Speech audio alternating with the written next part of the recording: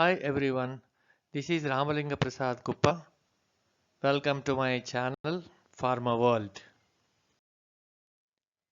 Topic of the day is the section 7.3, the sampling and testing of incoming production materials under materials management with a specific focus on sections from 7.30 to 7.32.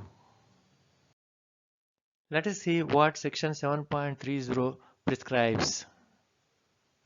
At least one test to verify the identity of each batch of material should be conducted with the exception of the materials described below in 7.32. A supplier certificate of analysis can be used in place of performing other tests provided that the manufacturer has a system in place to evaluate the suppliers. See the beauty of this section. At least, that means even one test to verify the identity of batch is adequate for the materials supplied by the suppliers. With an exception of the materials described below in 7.32, we'll discuss when that slide comes. A supplier certificate of analysis can be used in place of performing other tests. That means you don't have to do all tests. A valid supplier certificate of analysis is absolutely acceptable to take the material in. But there is a condition, very important condition, provided that the manufacturer has a system in place to evaluate the supplier. Manufacturer means the API manufacturer. He should have a system to evaluate the supplier who supplies the materials to the manufacturer of API. So the manufacturer should ensure that the supplier is manufacturing the material with some conditions and controls over the product, and it passes every time. So the system should say that the production is done in a proper way. At that point, a supplier certificate of analysis is adequate to release the material with only one identification test for that material. Let us see what section 7.31 says.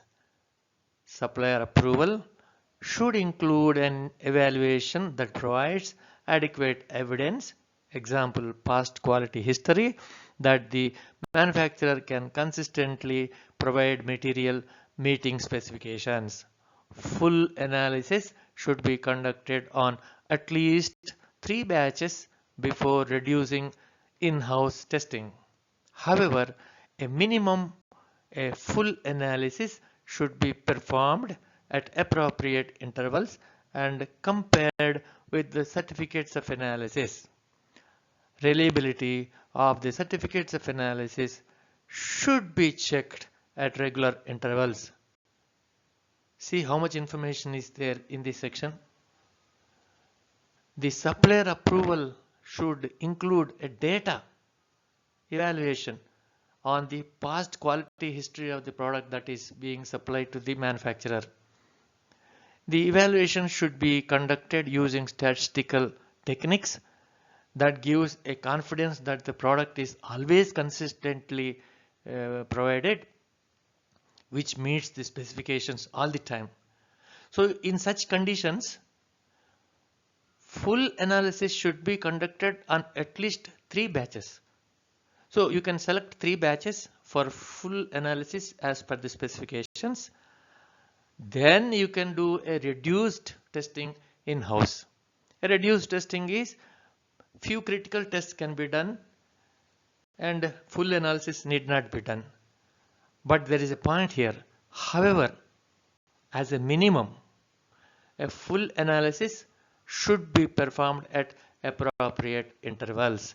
That means you should do once in 6 months or once in a year full analysis of the batches supplied by the supplier for full analysis and compared with the certificates of analysis for equivalence of the results. Here another point is reliability of the certificates of analysis should be checked at regular intervals. How do you check the reliability of the certificates of analysis? What is the purpose of certificates of analysis? It is to check how the material was analyzed at the supplier's end.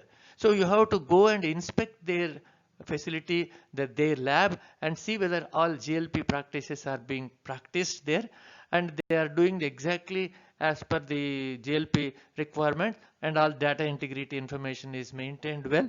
So that gives a reliability that whatever generated certificates of analysis are true to its nature, and they are all okay, and this is the important point you have to do. And this also says you should check at regular intervals. That means maybe once in a year or once in 2 years. That depends on how the past history of the supplier is there for the product.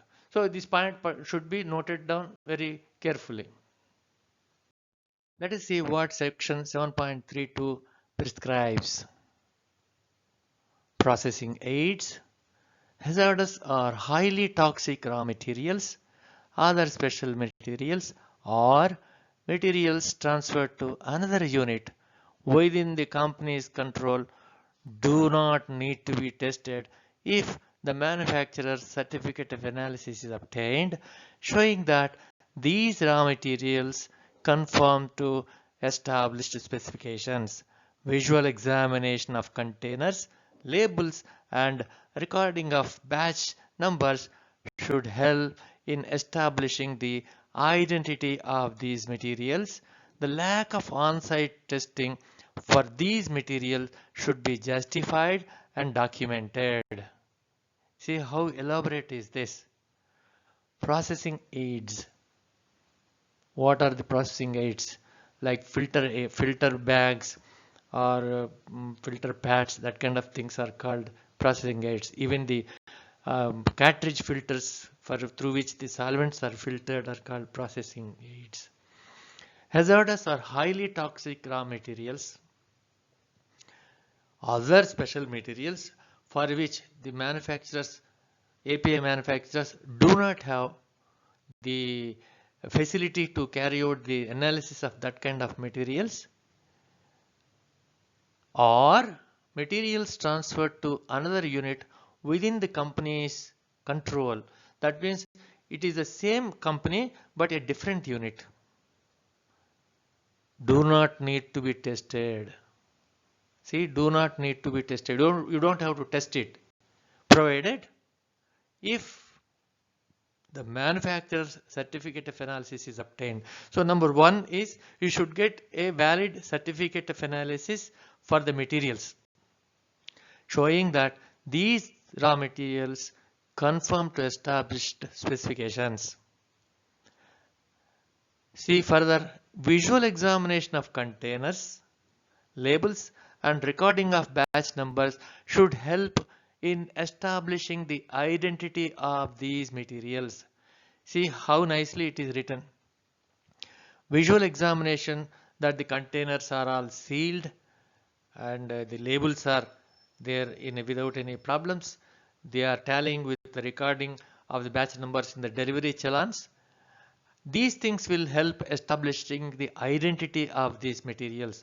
Also, if the materials are transferred from one unit to the other unit of the same company, you can also establish that you have your own transport and the materials are loaded at the original manufacturer's site, sealed, and the same container comes across taking care of all the storage and transport conditions, and when it goes to the other unit where it will be taken into stock, checking all these things, if everything is intact, then you don't have to do any testing here.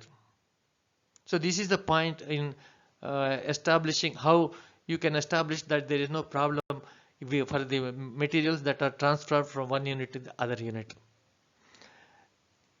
There is another important point here, the lack of on-site testing, that means at the receiving end, for these materials should be justified and documented. How do you do this?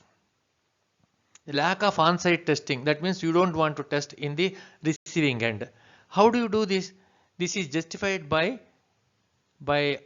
conducting an audit of the originating unit and confirm that the unit is following exactly all GMP procedures as per ICH Q7, and they give a GMP certificate, then a certificate of analysis, and all those records relevant to the GMP are provided, and all these things are documented fully. So if you can really look into these 7.3, 7.30, 7.31 and 7.32 in sequence and make a system in a very elaborate and nice way, I'm sure you will be able to really get lot of advantage in these three sections of material management. I hope you understood the content and the intent of these three sections, and I wish that you revise your systems to see that these 3 points are covered in all your procedures and policies. Thanks for watching. For more videos, please do subscribe, like and share. Thank you.